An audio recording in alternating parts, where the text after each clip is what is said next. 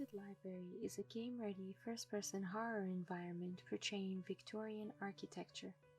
This environment was created by using several software, and the goal of this project was to create a piece that showcased everything I learned as an artist during these few years. Set in the early 2000s, the main character is a detective sent to investigate several disappearances happening in this manner. He finds himself looking for clues in the library. The environment's light depicts an eerie atmosphere and a sense of insecurity as the character moves in the dark hallways. Right from the start, I collected as many references as possible.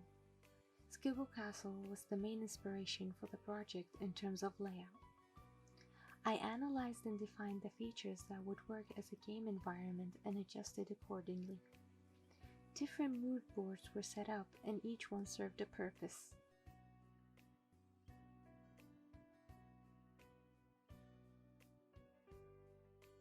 The main issue that I had while blocking out the environment was the overall dimensions.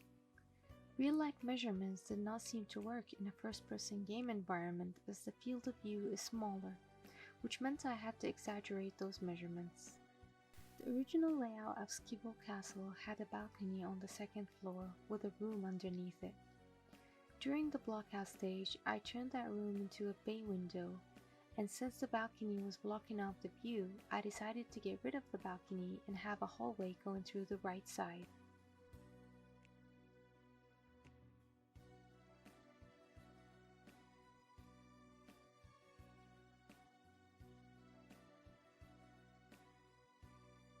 Most of the models were baked high to low in Substance Painter after making sure that they were fully optimized in UV. Some models, such as the chandelier and the sofa, were mid-poly assets that did not require a high-poly model since they were unique assets. Some materials were created in Substance Painter and reused on a lot of assets, such as the wooden material, while some of them were tileable, such as the wooden plank floor and the concrete ceiling.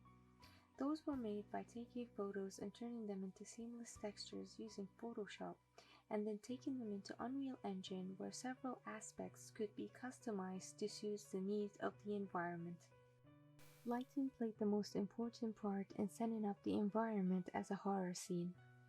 The exposure was very low, and I made use of spotlights, point lights, reflection captures, light mask portals, as well as post-processing volumes to do all my color correcting and visual effects.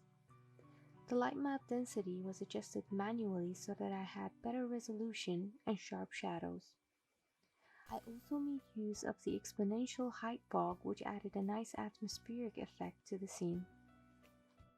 In the original proposal, I mentioned that the scene was going to be in a foyer or waiting area. This was then changed into a library because I found out the playing area was too vast and looked empty, but by changing the concept, it allowed me to add more character to the scene without cluttering it with a lot of props. Although the main inspiration for this project was Resident Evil Village, I don't believe I managed to make something of that quality, as I still have a lot to learn. But it is fair to mention that Resident Evil made a lot of use of Quixel Megascan assets, which are highly photorealistic.